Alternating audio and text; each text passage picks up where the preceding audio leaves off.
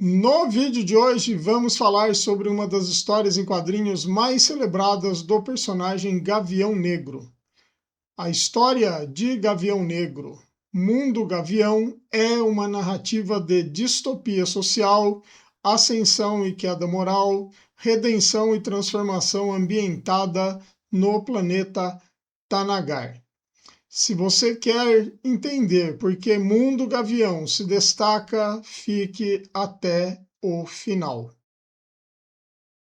Bem-vindo, bem-vinda ao canal Quadros e Balões, um canal que tem por objetivos a discussão de valores culturais, artísticos, literários, pedagógicos, de entretenimento, entre outros, das histórias em quadrinhos.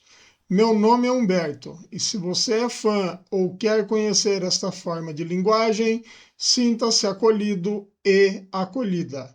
E já deixe o seu like e se inscreva.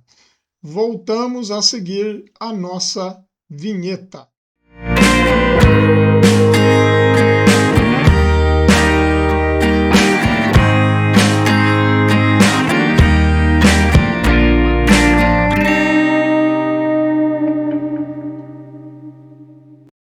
Gavião Negro, Mundo Gavião, é uma obra dividida em 3 capítulos. Foi publicada pela DC Comics nos Estados Unidos em 1989. Aqui no Brasil, a editora Abril publicou de junho a julho de 1990 de maneira quinzenal. E em 2025, republicada pela editora Panini. Vamos aqui às 3 edições publicadas pela editora Abril. Então nós temos, deixa eu fazer direito, né, Humberto? Então nós temos aqui a número 1. É interessante notar o seguinte, aqui no Brasil ela recebeu o nome pela editora Abril de Gavião Negro, não era Mundo Gavião. Eles tiraram essa parte do título. Então, o primeiro número se chama Zona Relâmpago. O segundo, Queda Livre. E o terceiro, Voo da Fênix. É interessante notar que estas edições, elas, para a época, eram chamadas de luxo. E vinham com um textinho aqui atrás, assim no céu como na terra. E temos, agora em 2025, a edição publicada pela editora Panini, no encadernadinho, em capa dura. Temos aqui a capinha, como podem ver. Esta é a história que vamos analisar hoje. Um adendo que eu esqueci de dizer. Todas as edições vinham com um pequeno editorial que era muito interessante antes do início da leitura da história em quadrinhos. Humberto, acerta aí. Que era muito interessante antes da leitura do próprio quadrinho.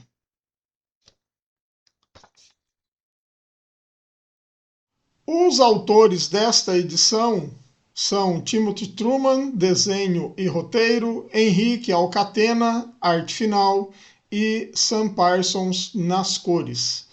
Vamos aqui a um pequeno resumo das edições e, como faço sempre, discuto depois seus aspectos mais relevantes. Mundo Gavião apresenta Tanagar como uma civilização tecnologicamente avançada, verticalizada e imperial, rigidamente estratificada em níveis físicos e sociais, dividida entre torres superiores, onde temos uma elite alada que habita as torres, que são símbolo de ordem, pureza e poder, e os níveis inferiores de uma massa de extraplanetários, espécies alienígenas subjugadas, o lado de baixo, onde se acumula a miséria, opressão, exploração e violência. Esse mundo aparentemente perfeito se revela sustentado por um sistema estrutural de opressão colonial e social. O protagonista, Katar Hol, é um jovem oficial da Força Policial Alada e filho de Paran Katar, um dos maiores cientistas do planeta. Inicialmente, Katar é apresentado como alguém ainda preso a ideais românticos de identidade, passado e honra, valores vistos como ingênuos por seus superiores, especialmente pelo comandante Bit e por uma tanagariana chamada Shaera Tal. Vamos a um resumo de cada capítulo. O primeiro é intitulado Zona Relâmpago. Nele vemos literalmente a descida de Katar aos níveis inferiores e inaugura sua descida simbólica. Ali ele testemunha execuções sumárias, crianças vivendo em meio ao crime e a naturalização da violência policial. Bit deixa claro que a paz no mundo perfeito existe porque alguém paga o preço. Uma paz construída sobre o sofrimento invisibilizado. Em contraste, a elite das torres vive cercada de luxo, consumo cultural, importado e completa alienação histórica. Em um jantar com autoridades, Katar percebe que sua própria sociedade perdeu suas raízes, substituindo identidade por ostentação. A brutalidade de uma personagem chamada Shaera, mimada e cruel, escancara o desprezo da elite pelos inferiores e pelos povos conquistados. O ponto de ruptura ocorre durante uma caçada. Katar descobre que os chamados troféus são seres sencientes com laços familiares, memória histórica e registros visuais de sua própria opressão. Uma pintura rupestre mostra os gaviões como agentes de destruição e implode o mito civilizatório de Tanagar. Katar abandona sua arma, símbolo e ídolo, um gesto silencioso de ruptura moral. O segundo capítulo, chamado Queda Livre, neste capítulo ocorre a tragédia central. Katar é manipulado por Bit a participar de uma missão suja e acaba assassinando seu próprio pai, sem saber que secretamente ele financiava ajuda humanitária aos povos oprimidos. Paran Katar encarna um intelectual trágico, cúmplice estrutural do sistema, mas eticamente incapaz de aceitá-lo. Katar é transformado em bode expiatório. Preso, silenciado e exilado na Ilha da Chance, ele experimenta o que antes só observava de longe: exclusão, abstinência, culpa e desumanização. Na ilha, o encontro com os Aladors funciona como um rito iniciático. Katar, em um ato extremo de egoísmo e desespero, mata um deles para roubar asas, apenas para descobrir que elas haviam sido feitas para ele. A revelação destrói qualquer justificativa heróica. Sua queda não é apenas política, mas profundamente moral. A convivência com um sacerdote conduz Katar a um longo processo de expiação, silêncio, disciplina e cura. Ao retornar à sociedade, ele não retorna às torres, mas ao lado de baixo, agora como alguém que pertence à sombra. E temos, finalmente, o capítulo 3, intitulado Voo da Fênix. Já se passaram 10 anos E Thanagar segue funcionando sob a mesma lógica, agora com Beach no poder. Discurso de ordem, moralidade pública e patriotismo, enquanto mantém tráfico, exploração e violência institucional. Parece que já vimos isso aqui no Brasil, não é? Qatar surge como uma figura ambígua, fora da lei, contrabandista, mas também agente de cuidado e redistribuição. Ele não combate o sistema de frente, ele fura o sistema por dentro, criando redes paralelas de sobrevivência. O encontro com Shayera, agora uma policial que também começa a enxergar as fissuras do crime, fecha o ciclo iniciado na infância. O confronto final com Beach revela o poder como monstruosidade literal. A corrupção moral se manifesta no corpo. A vitória não é total. Beach escapa, Thanagar permanece estruturalmente injusta. Mas algo mudou. O mito do herói foi reconfigurado. Qatar não é mais o símbolo do império, mas a promessa incômoda de sua consciência. Vamos aqui a alguns comentários sobre esta obra. Esta é uma história de origem que vem a reboque da publicação de Crise nas Infinitas Terras, que remodelou todo o universo da editora em 85 e 86, embora seja mais tardia. Ele tem várias origens e é um personagem muito complicado de se estabelecer uma cronologia, culpa da própria editora americana. Primeiramente, foi criado em 1940 com o nome Hawkman, e aqui no Brasil foi chamado de Falcão da Noite, sendo uma criação de Gardner Fox no roteiro e Dennis Neville nos desenhos. Destacam-se também os desenhos de Joe Kubert, principalmente nessa fase até o seu cancelamento em 1949. O personagem se chamava Carter Hall, uma reencarnação do príncipe egípcio Khufu, que depois ganhou a companhia da Mulher Gavião, que era a reencarnação egípcia de Shiera. Participava também de aventuras da Sociedade da Justiça da América. Em 1961, a DC lançou uma revista chamada The Brave and the Bold, de número 64, onde uma nova encarnação surgiu com o mesmo nome em inglês, mas no Brasil foi chamado de Gavião Negro, sendo agora Qatar Hall, um policial de Thanagar, que adotou a Terra com o pseudônimo de Carter Hall com sua mulher Shiera Hawkgirl, só que aqui chamada de Mulher Gavião. Ele escondia sua identidade civil como diretor de museu, o que explicava seu interesse em armas antigas, e ele tinha bastante. Essa versão do personagem teve revista própria a partir de 64 e durou até 69, somando 27 edições. A maioria conhece a garota Gavião e depois Mulher Gavião, ou Shayera, pelo excelente desenho animado da Liga da Justiça que passava aqui no Brasil. A partir da metade do final dos anos 60, o personagem teve desenhos animados, produzidos e participava dos Super Amigos, na década de 1980. Mas vamos à análise da obra, que nos estendemos demais.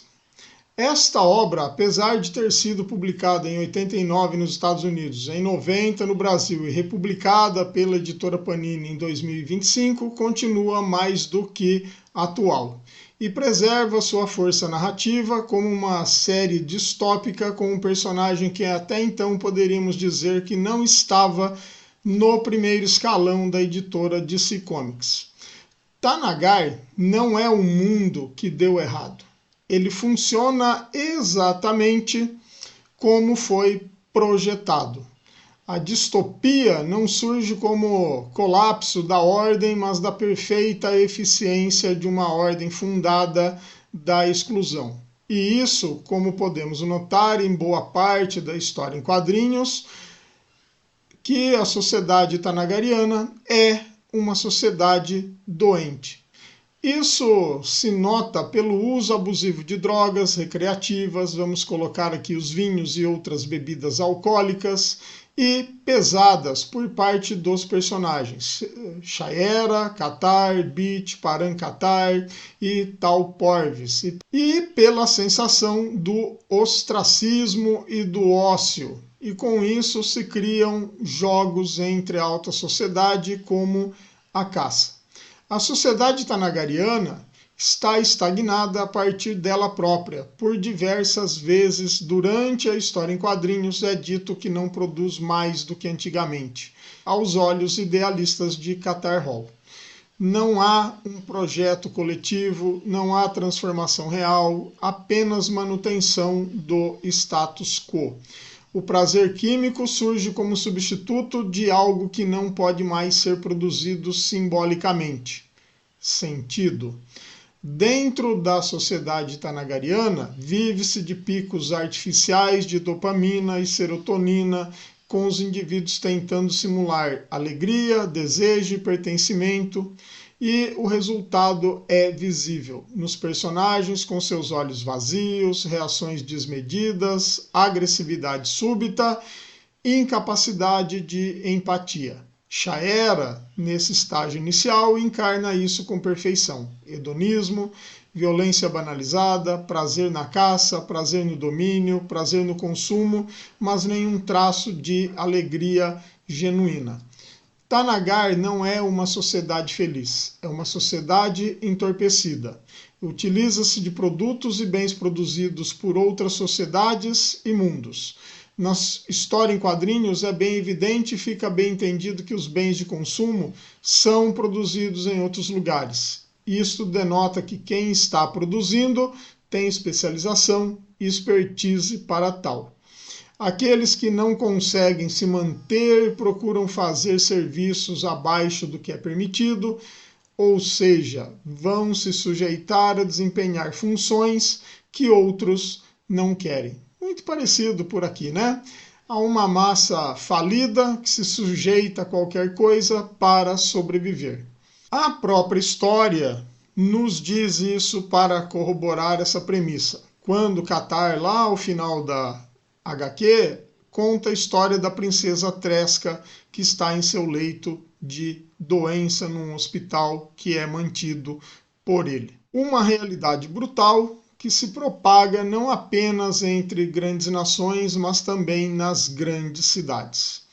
Quando uma sociedade atinge esse estágio, há decadência moral e social e volta-se aqui novamente ao uso de drogas e, consequentemente, a violência é gerada com a exclusão de seres por conta de sua origem. A divisão entre torres e níveis inferiores não é apenas urbana, é uma questão de cosmologia. Altura significa pureza, razão e civilização. E o fundo significa sujeira, instinto, barbárie. Trata-se de uma antropologia hierárquica clássica, típica de sociedades coloniais e imperiais. Temos aqui uma analogia a movimentos migratórios que ocorrem em nosso mundo, seja para fugir de guerras, ditadores, eliminação étnica, busca por melhores condições. Uma massa de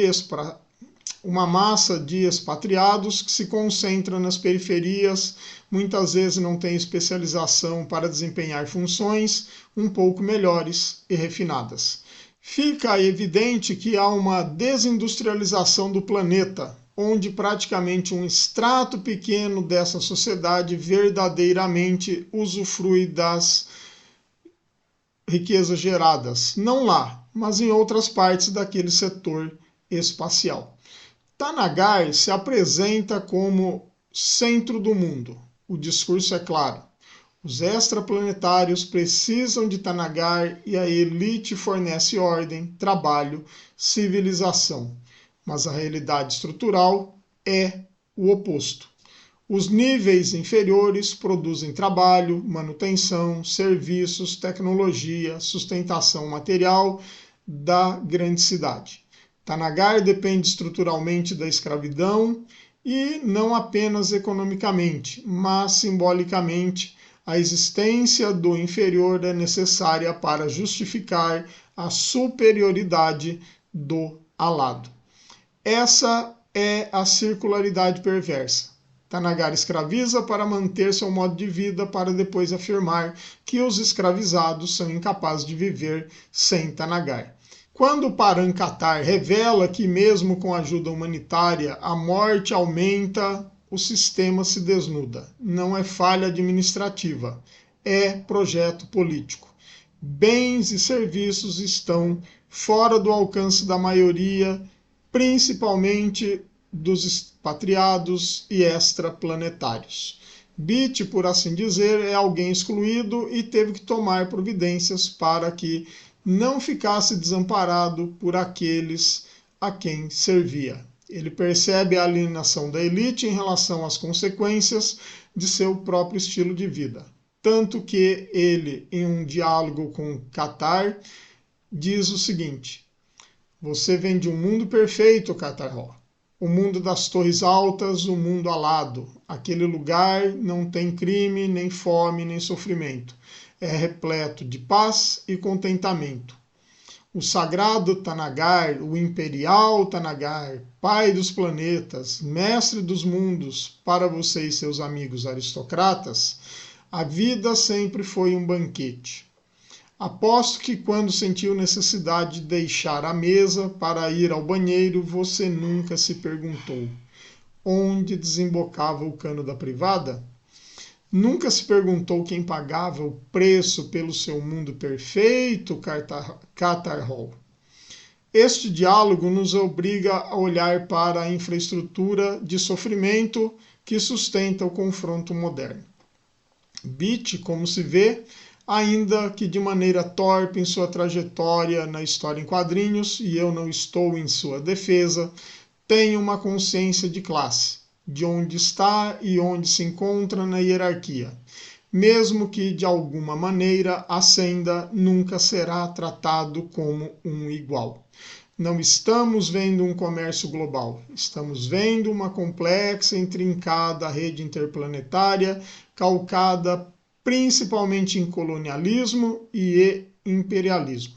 Thanagar age como um império clássico, conquistando mundos, extraindo recursos em benefício de seus cidadãos, capturando e exterminando populações, destruindo estruturas políticas locais e, sobretudo, reescrevendo a história da conquista como libertação.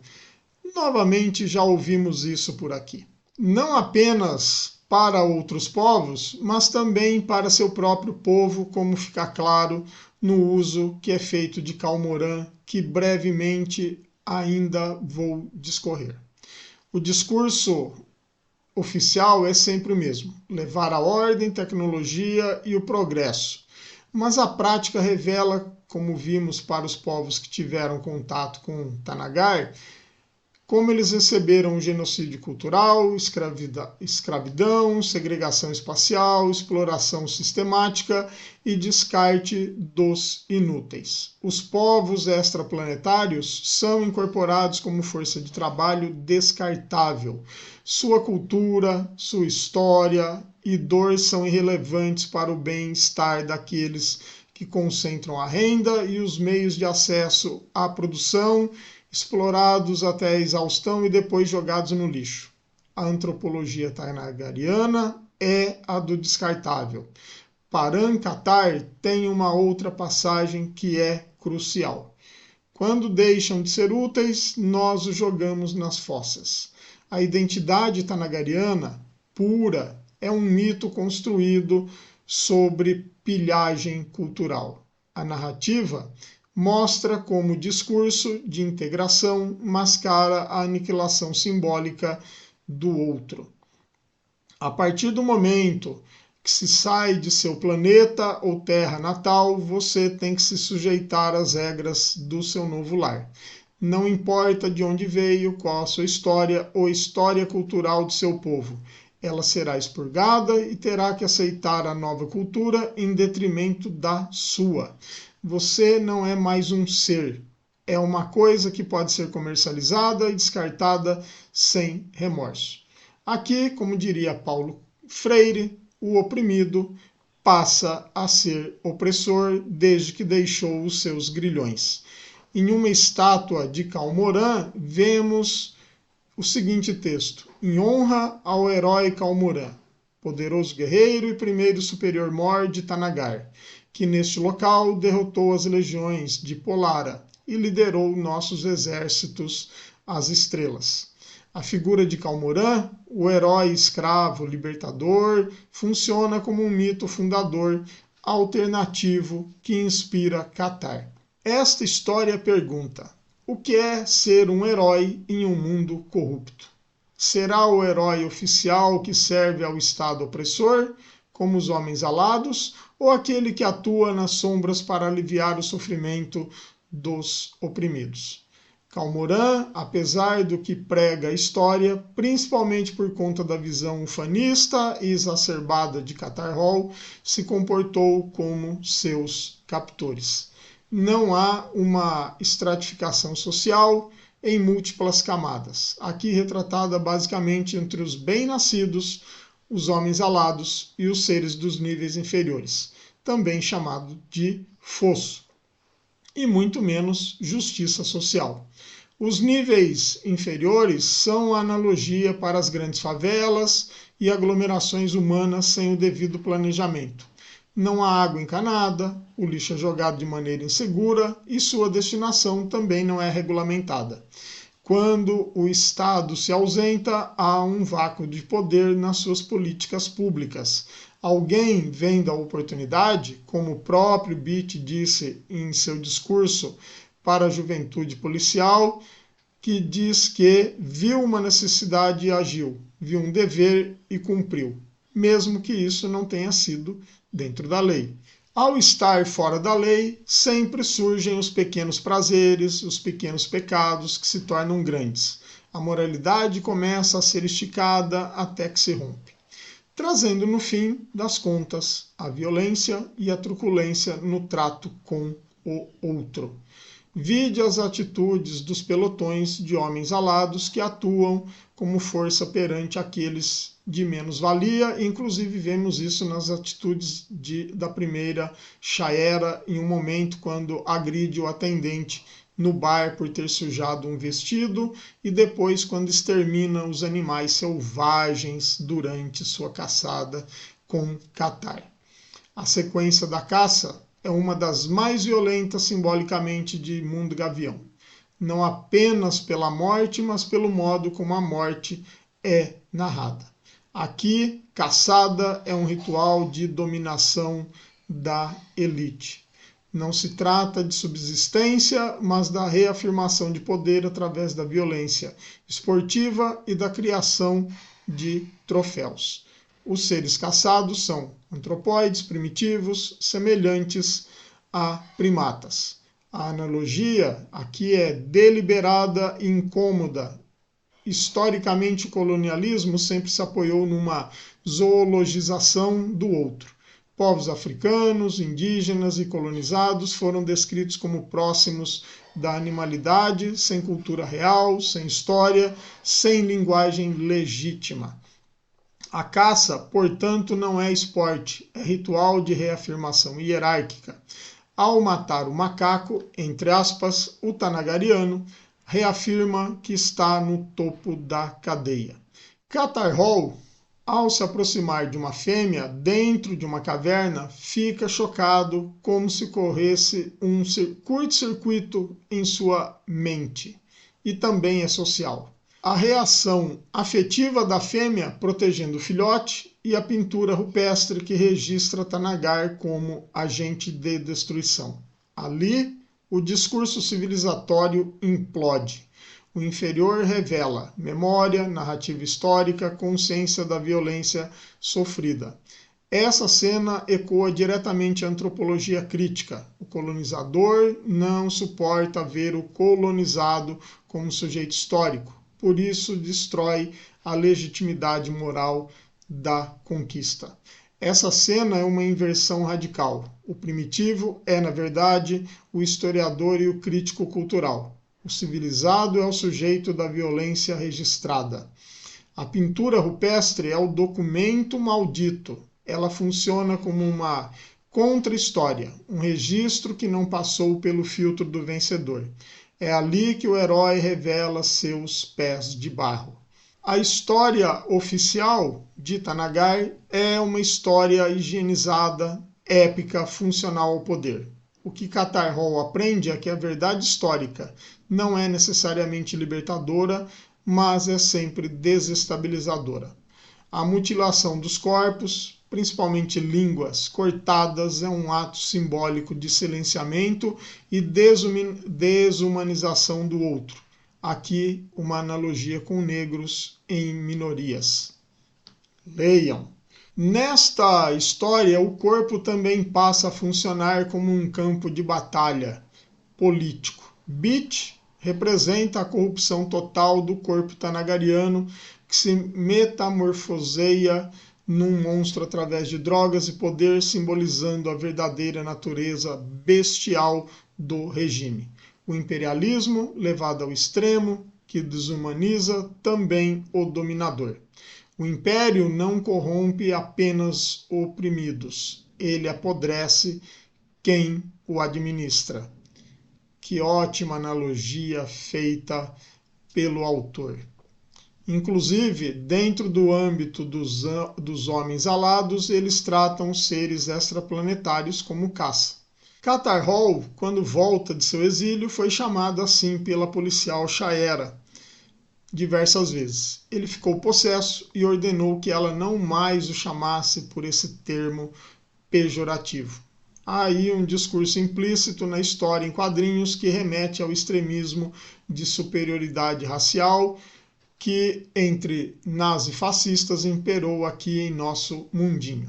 Uma sociedade que apresenta excelências em diversos setores pode se julgar acima de qualquer outra quando questões de moralidade e ética começam a ser deixadas de lado, principalmente quando não há uma supervisão ou uma constância de monitoramento no que se refere a leis, como se olhos começassem a ser fechados para que determinados comportamentos tornem-se normalizados e institucionalizados. Por acaso lembra um certo desgoverno aqui no Brasil, na Rússia e nos Estados Unidos, não acha? A vida imita a arte. Timothy Truman sendo profético em 1989. Katar, quando começa a questionar determinadas questões sociais perante Bit e Shaera, começa a ser visto como um ser perigoso. Tanto que ele tem por 2 vezes armas físicas apontadas para ele e acrescente a isso também as armas sociais imaginárias em direção a ele próprio.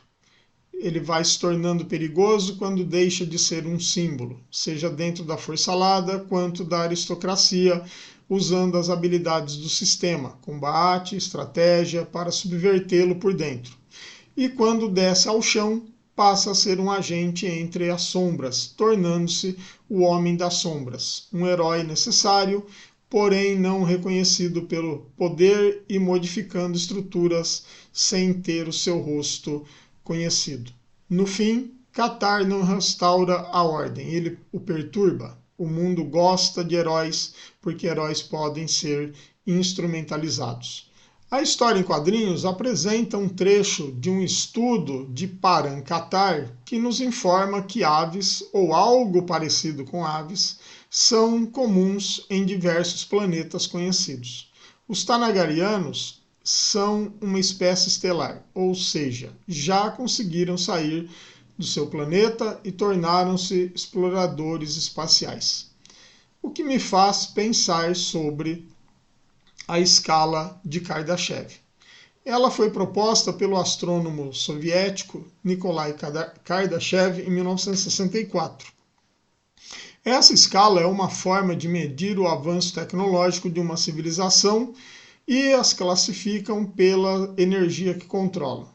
Temos então 3 categorias de civilizações. Tipo 1, domínio total da energia planetária. Tipo 2, domínio da energia de uma estrela. E tipo 3, domínio da energia de uma galáxia.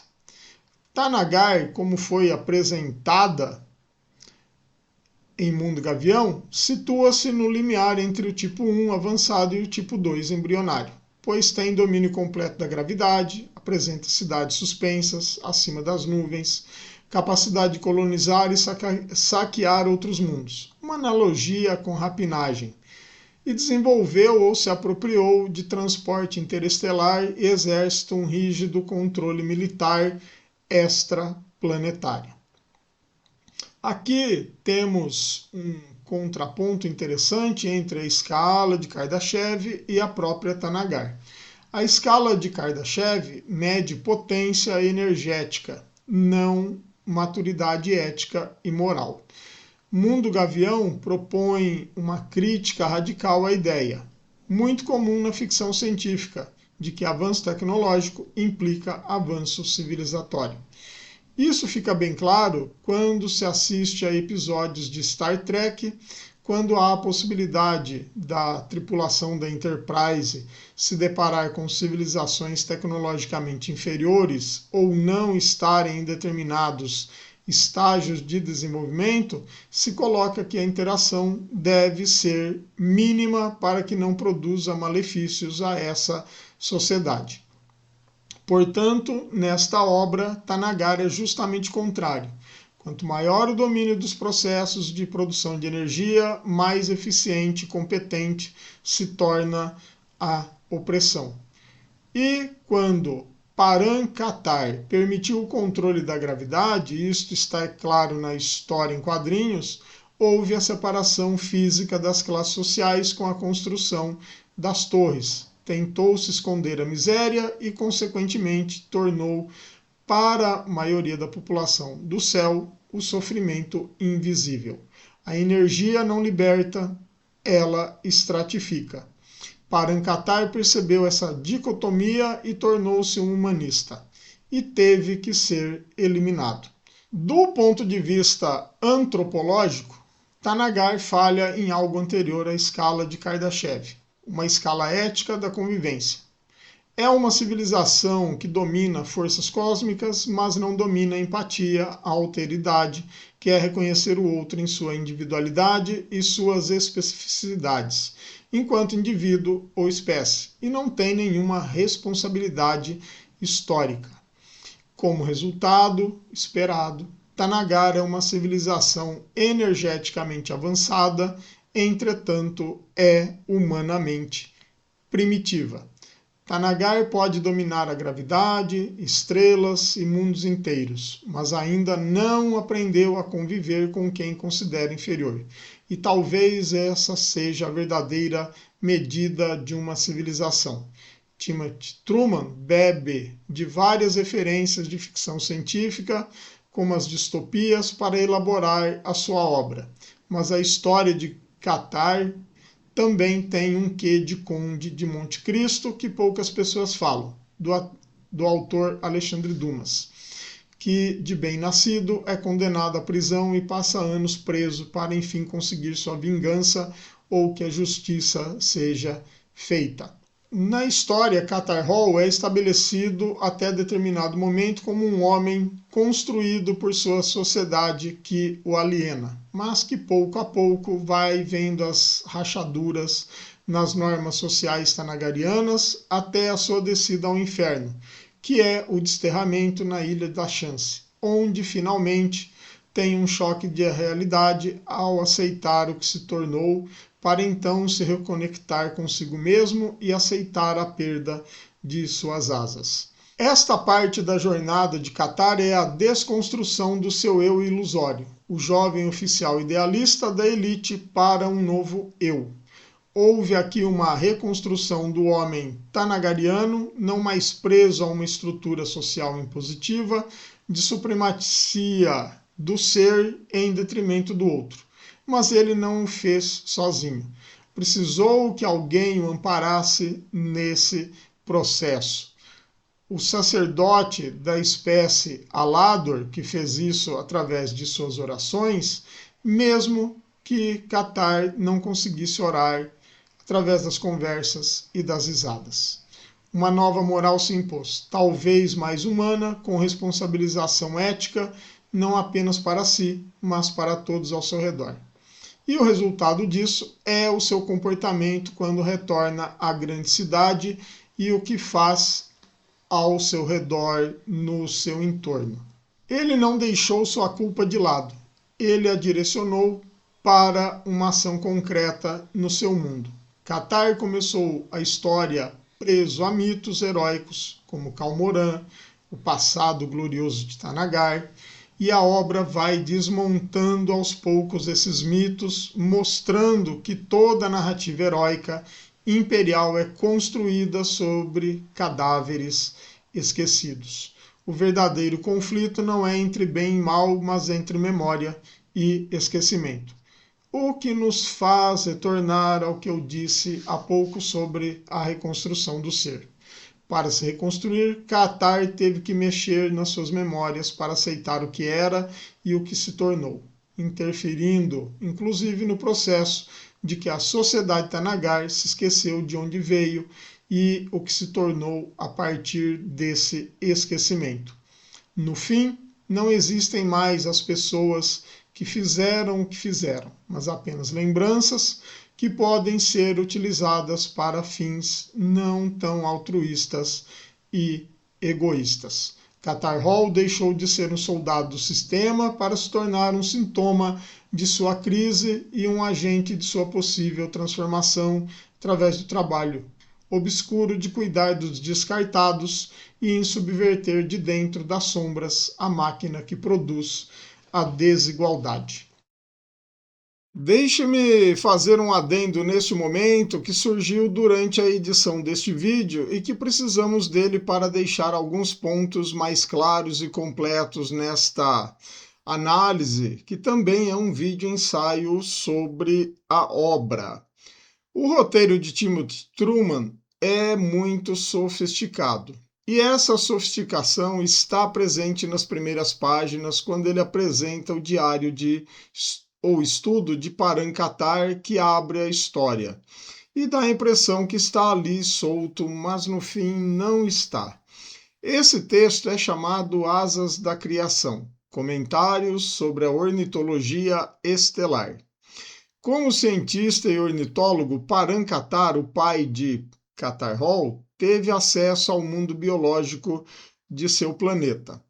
Com o expansionismo interplanetário, ele também percebeu que há aves em outros planetas, indicando uma convergência evolutiva interplanetária.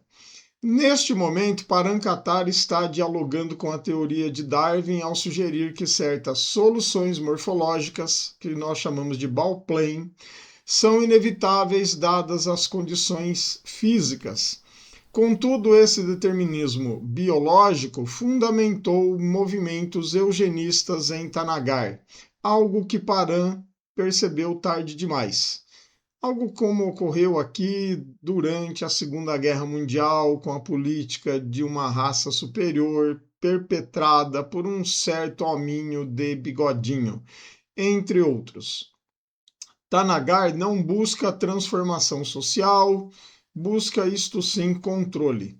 E é dentro dessa engrenagem que Truman introduz esse elemento aparentemente secundário, mas que se revela central para toda a leitura da obra.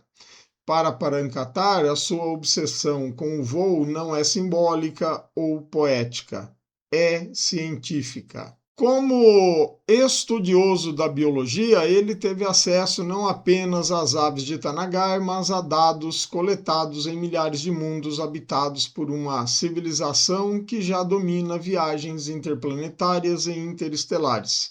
Algo coerente com o nível tecnológico que a obra sugere que pode ser pensado à luz da escala de Kardashev, a qual eu já me referi neste vídeo. O estudo foi banido da circulação pública e só pode ser consultado em exibições oficiais, talvez em universidades apenas. À primeira vista, poderia parecer apenas um recurso de ambientação, mas Truman deixa claro que não se trata de um texto decorativo. Ele atravessa toda a obra como um eixo conceitual, meio difuso, mas conectando biologia, tecnologia e o mito civilizatório tanagariano. não foi incluído ali apenas para preenchimento de texto de páginas. Parankatar propõe algo profundamente perturbador para uma sociedade que se vê como naturalmente superior. A vida, mesmo em escala cósmica, não é caótica nem infinitamente plástica. Ela obedece a leis duras impostas pela física. Ao estudar as aves em múltiplos planetas, Parankatar observa um padrão de convergência evolutiva interplanetária. Apesar das variações de cor, tamanho ou ambiente, as formas básicas, os hábitos e até certos comportamentos se repetem. Não por acaso, mas porque existem apenas alguns poucos planos corporais viáveis para o voo. Aqui, Truman dialoga diretamente com a biologia evolutiva darwiniana e com a ideia de Bauplane.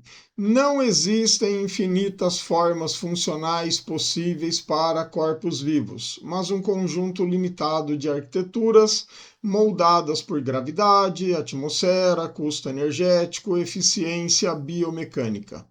Quanto mais exigente a função ecológica, como voar, menor é a margem para criatividade evolutiva. A asa não é um símbolo livre, é uma solução cara, frágil e profundamente condicionada ao ambiente. O ponto trágico e irônico da obra emerge quando Parankatar percebe que o povo tanagariano não voa porque evoluiu para isso. Tanagar voa porque ele permitiu. Tentando corrigir o que via como uma lacuna biológica, Paran criou uma solução tecnológica que permitiu aos tanagarianos ocupar o nicho ecológico e simbólico dos seres alados que ele tanto admirava. Os tanagarianos não voam biologicamente, eles voam tecnologicamente. As asas usadas pelo corpo policial e militar são artefatos.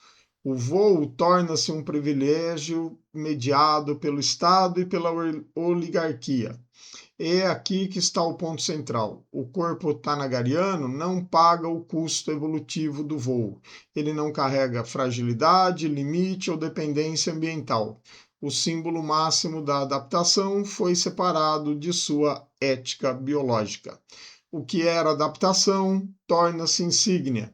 O que era sobrevivência torna-se hierarquia.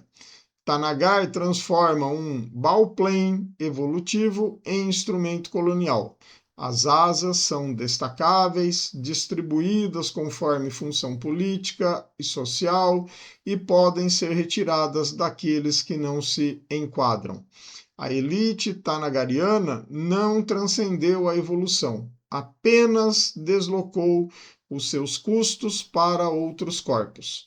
E é nesse ponto que a ciência de Parankatar se torna insuportável para o regime, porque a ciência de Parankatar prova que a desigualdade em Tanagar não é uma realidade biológica, mas uma construção social e política. Ele subestimou o papel da cultura, da tecnologia e do poder em distorcer regularidades naturais. Quando percebeu a assimetria moral que havia criado, já era tarde demais. Seu texto precisou ser banido para que a mentira fundacional de Tanagar, a de que seu domínio é natural e inevitável, pudesse sobreviver.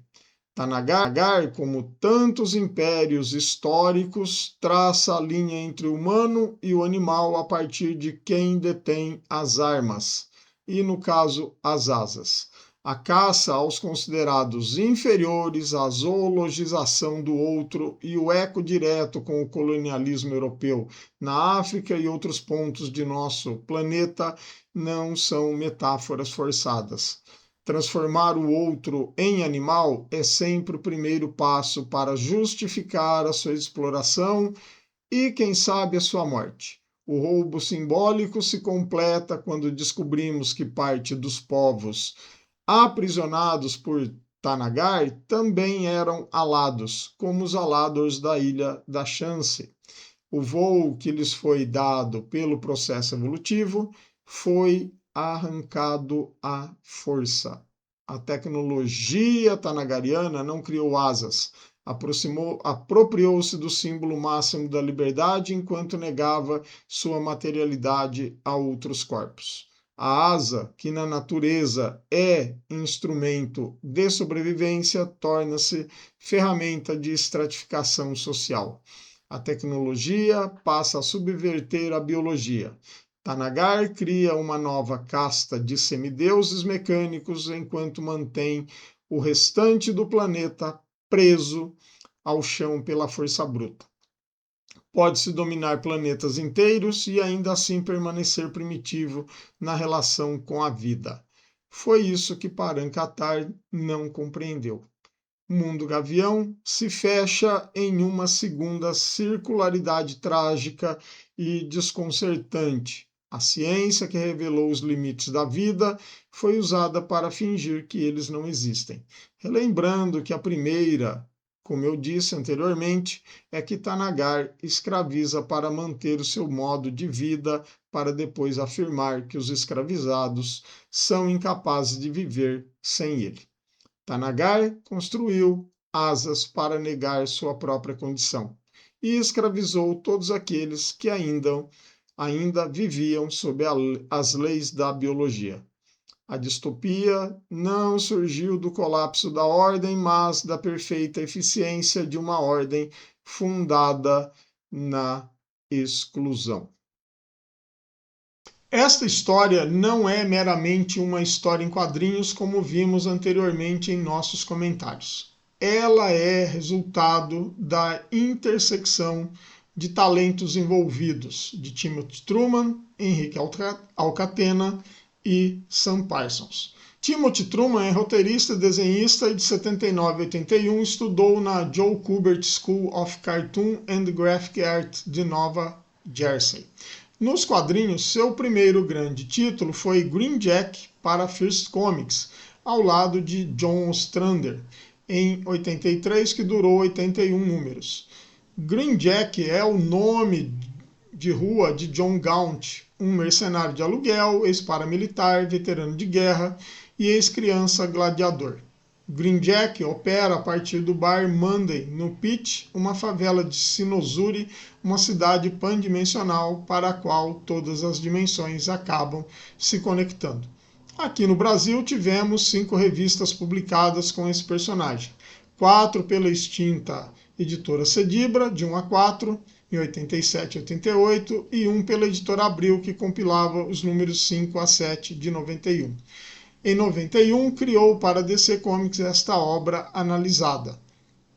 Também pode ser reconhecido por outras obras, como Jonah Rex, em que ele, junto com John Lansdale, publicado aqui pela editora Panini em 2022, faz uma releitura do personagem. Para Dark Horse, trabalhou com Conan principalmente como roteirista. Essas histórias podem ser encontradas aqui, sendo publicadas pela editora Mitos. A editora Mitos também podia publicar Green Jack. Timothy Truman tem uma arte que poderíamos dizer que é crua e que foi realçada pela excelente arte final de Henrique Alcatena, e sobre este arte finalista falaremos aí um pouquinho mais à frente. O texto é competente naquilo que quer contar. Os diálogos são naturais para uma construção de mundo, como foi feita aqui. No meu entender, nada é forçado. Os diálogos recordatórios são feitos na medida, sem excessos ou verborragia.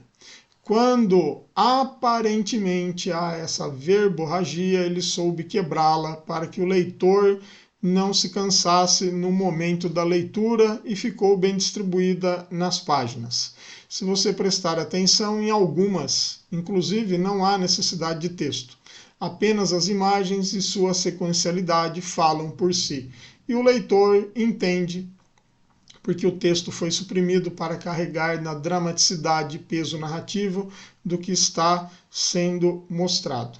Em alguns casos, por não haver essa necessidade e partindo da personalidade do próprio Kattar, o autor cria uma rima visual com Karl Moran, que nos diz que ele próprio era um idealista e que seus conceitos idealistas foram se perdendo conforme a história daquele povo foi se desenvolvendo através das décadas ou séculos. Note como Timothy Truman posiciona muitas vezes sua câmera em um ângulo próximo ao rosto de Kattar Hall e o repete com a estátua de Karl Moran. Entendedores entenderão. Sua arte é bastante didática no contar a história, mesmo que a quadrinização não siga um modo tradicional de leitura dos quadros, visto que há quadros incrustados mostrando transições pouco convencionais nas páginas. Em momento algum, o leitor com isso se sente perdido no transcorrer da página. Ele sabe manusear a câmera para que a ação ocorra de maneira fluida e orgânica, sem apelar para malabarismos gráficos. Além de saber onde sua câmera deve estar, Timothy Truman sabe onde estão os pontos de luz focais para que seu preto e branco brilhe, porque, convenhamos, se fosse apenas em preto e branco, essa história continuaria a encantar. E já falo da paleta de cores do Sam Parsons. Henrique Alcatena é arte finalista e ele também é autodidata na sua arte. Trabalhou em Batman, Asilo Arkham, Os Subterrâneos da Loucura, com o roteiro de Alan Grant, Predador vs Juiz Dredd, com o argumento de John Wagner, e Batman no Túnel do Tempo, como foi apelidado aqui no Brasil, O Corsário, com o roteiro de Chuck Dixon. Outras obras que ele trabalhou foram Rakshasas, Kinari e Crônicas Ameríndias, publicadas pela Comic Zone, A Torre do Elefante, A Fortaleza Móvel e O Mundo Subterrâneo, Pipoca e Nanquim. Trabalhou ainda numa história chamada Jim Morrison, o Rei Lagarto, da Figuras do Rock em Quadrinhos, livro 4, pela VR Editoras, entre outras obras que estão disponíveis aqui no nosso mercado. Ele dá um ar de álbum europeu a esse quadrinho com sua arte final. Através dos seus achurados, cria aí texturas para diferenciar os ambientes. Sua arte não deixa os desenhos saturados e carregados, trazendo aí um desconforto visual ao leitor, além de não tirar a identidade visual do artista, como alguns artefinalistas fazem com diversos desenhistas. Henrique Alcatena sabe dosar na medida as transições de massas de preto para tons menos saturados, criando aí camadas e planos que fazem os personagens se destacarem nas cenas, e o leitor ter a exata noção de distâncias nos enquadramentos. Aqui eu vou destacar um aspecto técnico da arte final, que é referente ao olhar dos personagens. Não basta um artista desenhar olhos. É preciso que esses olhos transmitam algo e que isto não se perca no momento em que o desenho se torna finalizado. Graças à arte final do Alcatena, podemos dizer que os personagens ou figurantes têm peso nos seus olhares. Sabemos quando há tédio, sedução, temor, raiva e indiferença. Ele se destaca também nesse aspecto de deixar o olhar vivo em todas as suas expressões, inclusive as expressões de rosto. Com relação ao colorido de Sam Parsons, outra ótima adição à equipe para a época. Ele é o colorista que trabalhou com Jonah Rex de John Lansdale e em Miracle Man também do Alan Moore. Suas cores auxiliam na contação da história e, como dito por mim em outros vídeos e a partir de outros especialistas sobre estudo das cores, as cores estão ali para trazer complemento à narrativa gráfica. Apesar de todas as limitações técnicas de impressão para a época, e isso temos que levar em consideração, soube escolher uma paleta de cores sóbria, trazendo onde precisava de brilho, de luz, ou, em contrapartida, criar tons tonais de sombra. Percebe-se que há uma identidade visual do artista, e volto novamente a frisar, ele não precisou se sobrepor aos outros dois, Truman e Alcatena. É preciso também lembrar que, antes de tudo, Gavião Negro é um super-herói e, como sabemos, há aspectos espalhafatosos inerentes a esse gênero de superaventuras. Sam Parsons soube mesclar essa questão. O mundo construído por Timothy Truman permitia esses exageros nos níveis superiores do espalhafatoso, com vestimentas como se fossem um desfile de moda à la corte francesa, tão comuns em filmes de época. E o nível inferior, soturno e carregado de melancolia e tristeza, e tentativa de se igualar ao mundo superior com vestimentas também, muitas vezes, espalhafatosas. Podemos dizer que Sam Parsons é coautor nessa história em quadrinhos.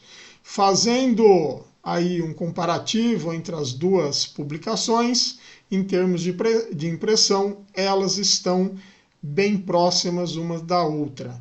Um acerto da Panini que devo pontuar foi a escolha do papel, que é fosco e não brilhante, como em algumas de suas versões luxuosas. Isso não quer dizer que esta edição não seja de luxo. É um luxo mais comedido. E esta escolha para o leitor deixa a leitura mais agradável. Com a nova tradução, pequenos errinhos de pontuação, esquecimento de pontuação que haviam na publicação de 1990 foram consertados nessa versão. A tradução da editora da editora Abril foi feita pelo Art Comics, que tiveram também que fazer uma adaptação de texto bem pesada para caber nos balões recordatórios, pelos processos de letreiramento que eram feitos na época.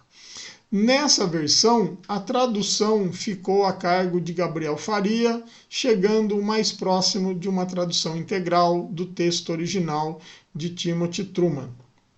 A única coisa que senti falta é de um texto editorial, como a editora Abril produziu em suas edições, contextualizando o personagem, apesar da introdução do editor da época, Mike Gold, que data de 91. Para novos leitores seria um ganho, mas nem tudo podemos ter, né?